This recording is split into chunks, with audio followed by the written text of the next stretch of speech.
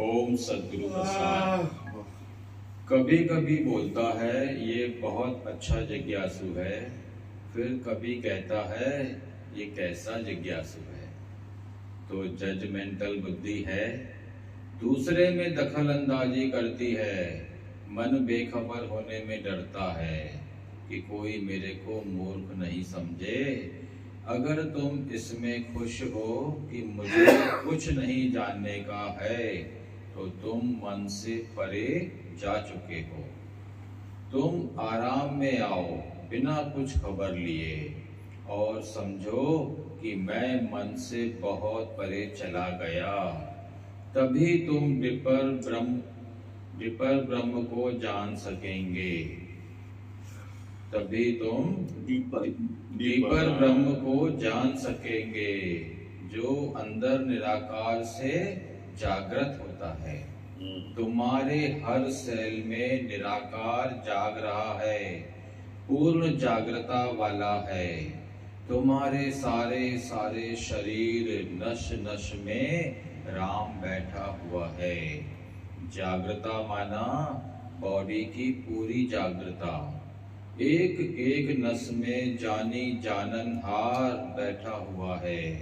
जानी जाननहार परमात्मा सब जानता है।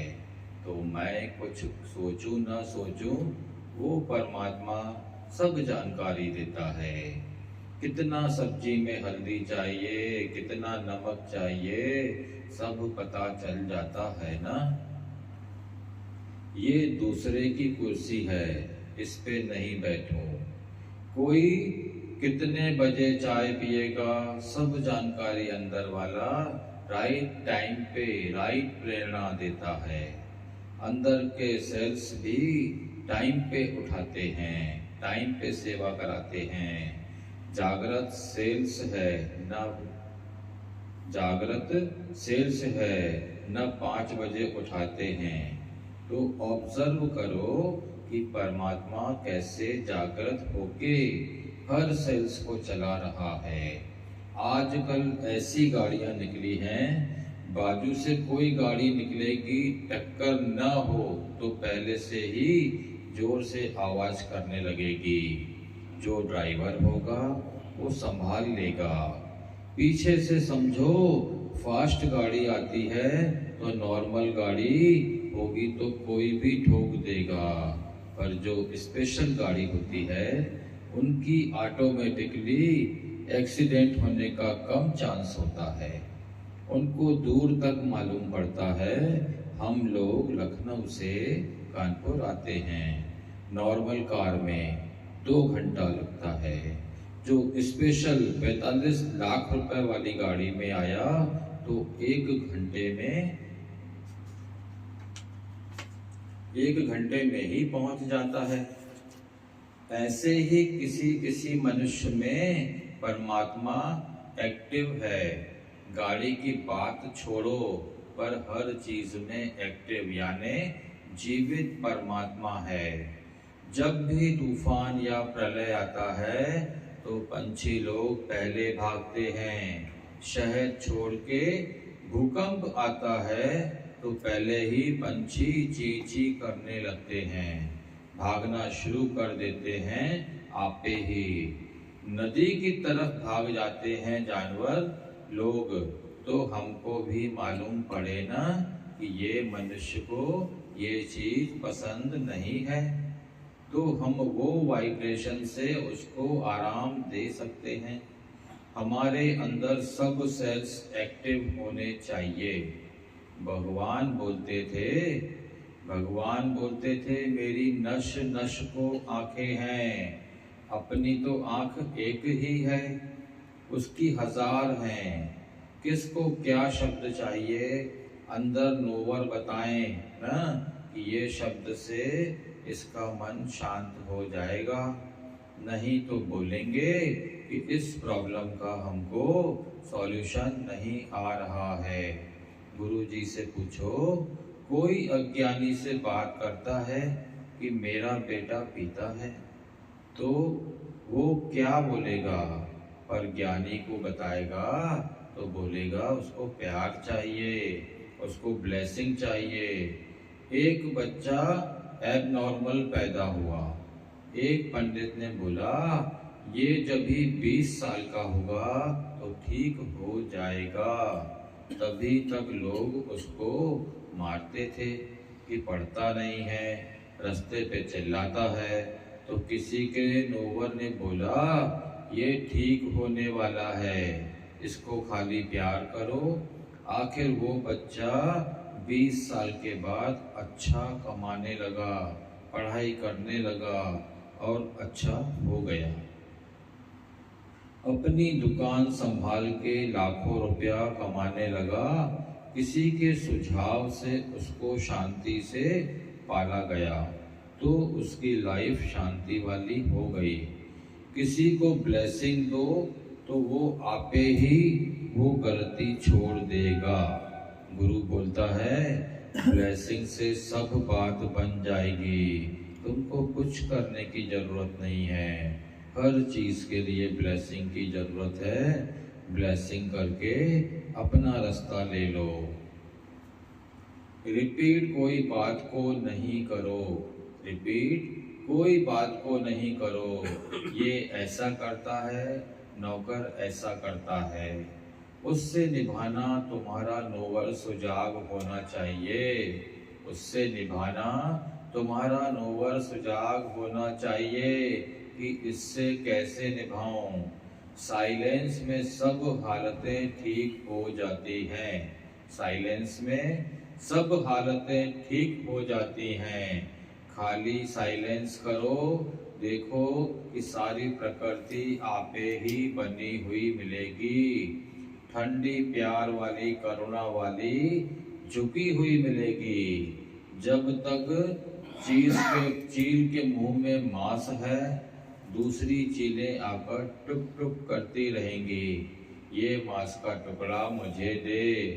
बिल्ली मांस मुंह में ले ली होती है तो कुत्ता भी आकर भौं भौं करता है, लड़ता है। दत्तात्रेय जी ने बोला चील ने मांस का टुकड़ा छोड़ दिया तो चील बच गया। दूसरी चीलें उसको नोचना बंद कर दी। हम भी शब्द रूपी मांस का टुकड़ा मायावी रस में आते हैं तो कोई न कोई हमारी मिस्टेक बताएगा, हमारी गलती देखेगा। अपने को देखो, तुम अंतर्मुख नहीं हुआ है। कहाँ न कहाँ तुमने बाहर मुक्ता किया तो दूसरी जगह मार खाया। कोई दोस्त होगा, कोई पड़ोसी होगा, वो तो तुम्हारा आधा घंटा बात करके मजा लेके तुम्हारा समय बर्बाद करके चला जाएगा। तुम उसको खुश करेगा पर दूसरी जगह तुमको मार मिलने वाली है, क्योंकि कोई भी रस का टैक्स तो भरना पड़ेगा ना। चाहे रस से खाएगा तो बीमारी देखनी पड़ेगी, चाहे बोलने का रस लो तो दूसरे से नेगेटिविटी एनर्जी मिलती है। ब्लेम करेगा, टांट करेगा, हम सोचेंगे हमने कुछ किया ही नहीं, ये बिना मतलब हम पे दोष लगा रहा है। हम अपने को राइट समझते हैं पर कहीं ना कहीं हमारा ईगो है ना, कहीं ना कहीं हम परमात्मा से दूर हुए ना, पूरा डूबे हुए नहीं हैं परमात्मा में। प्रकृति बोलती है जब तक पूरा परमात्मा में डूबा नहीं है तब तक नेगेटिविटी दूंगा। जब ही डूब जाएगा तो तुम्हारे तक किसी की नेगेटिविटी पहुंचेगी ही नहीं, किसी के वाइब्रेशन पहुंचेंगे ही नहीं। पूरा डूबे रहो, ये अंतिम जन्म है जीव की परीक्षा का, कि ब्रह्म बनता है कि नहीं बनता है। मैं तो हमेशा मन को बोलती थी, गुरु के पास गाली मिलती थी, कोई ऐसी लीला होती थी तो मैं बोलती थी जीव बनी क्यों, बनी तो मार खाएगी ना। आई क्यों शरीर में, अहंकार में आई क्यों, जरूर दूसरा तंग करेगा। कोई तो हस्ती रखने में सुख समझा होगा ना। आप समझते नहीं हैं जीव रख कर क्या फायदा। आप समझते नहीं हैं जीव भाव रख कर क्या फायदा। अब गुरु ने जगाया है ना कि जो दूसरा शैतान अंदर बोल रहा है उसकी आवाज बंद करो। मन है शैतान जो दूसरा दिखाएगा ही दिखाएगा, दूसरे की बात ही करेगा, उसको शांत कर दो। सब निर्दोष नारायण हैं, सब निर्दोष भगवान हैं। सबके आगे झुक के माफी माफी लेके बात खत्म करो। इच्छा नहीं रही तो निराकार हुआ ना। मेरे में कोई ममता, कोई चाहना, कोई अटैचमेंट, किसी से शब्दों की खुशी, स्पर्श की खुशी, ये सब विकार नहीं होते थे तो हम परमात्मा होते थे। परमात्मा निर्दोष है। कृष्ण में अट्रैक्शन था। सुंदर तो बच्चे बहुत होते हैं, कृष्ण से भी सुंदर बच्चे होंगे, पर जरूरी नहीं है प्यारे लगे। चालाक होते हैं तो सुंदर नहीं लगते हैं। खाली सुंदरता से मनुष्य अच्छा थोड़ी लगता है। तो प्यार आता है, तो प्यार ही आता है जब भी उनमें करुणा, दूसरों को सुख देने की भावना होती है। राम क्यों प्यारा लगता था?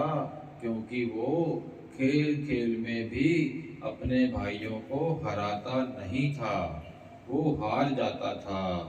पहले अपने भाइयों को भाइयों के लिए सुख सोचता था, हर बात में खुद पीछे रहता था। तो तीनों भाई जान से प्यार करते थे। सौतेले भाई भी इज्जत देने चलते थे।